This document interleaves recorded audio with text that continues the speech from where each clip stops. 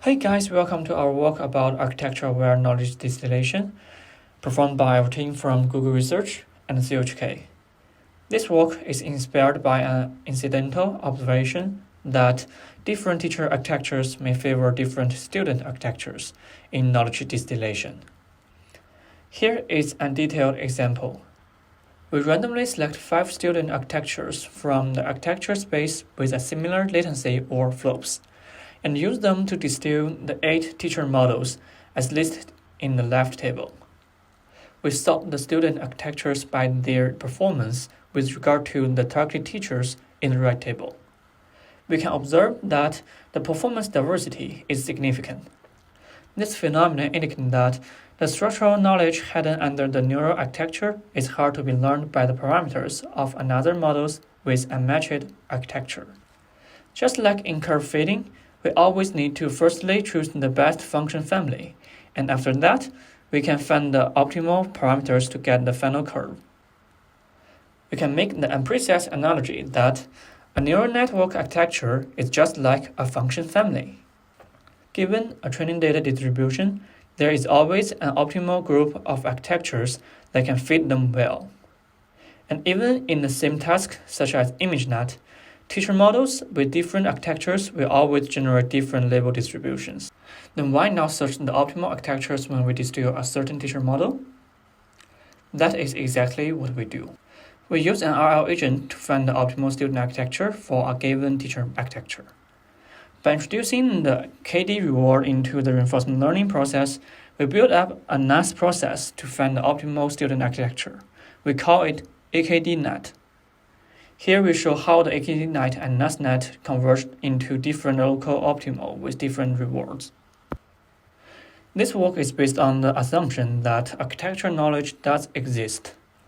We prove it by answering the following 3 questions. First, do optimal architectures for training with ground truth and KD are similar to each other? Here we show the evolutionary trajectory of the 2 searching process. Each dot indicates one neural architecture. Finally, they converge to 2 different subspaces. This indicates that even on the same dataset, different label distribution favor different student architecture. Another question is, do optimal architectures for different teachers are the same? From the evolutionary trajectory, we can also observe that they are different. Finally, we still doubt that the divergence of the searching process may be caused by the random factors during the NAS process. We want to know if we use 2 different RL agents with different initialization and proxy tasks, will they converge to the same architecture when we distill the same model? From the trajectory, we know the answer is yes. The same teacher architecture, the same optimal student architecture, no matter how we change the random seed and the proxy tasks. We evaluate the AKDNet on ImageNet and the MegaFace.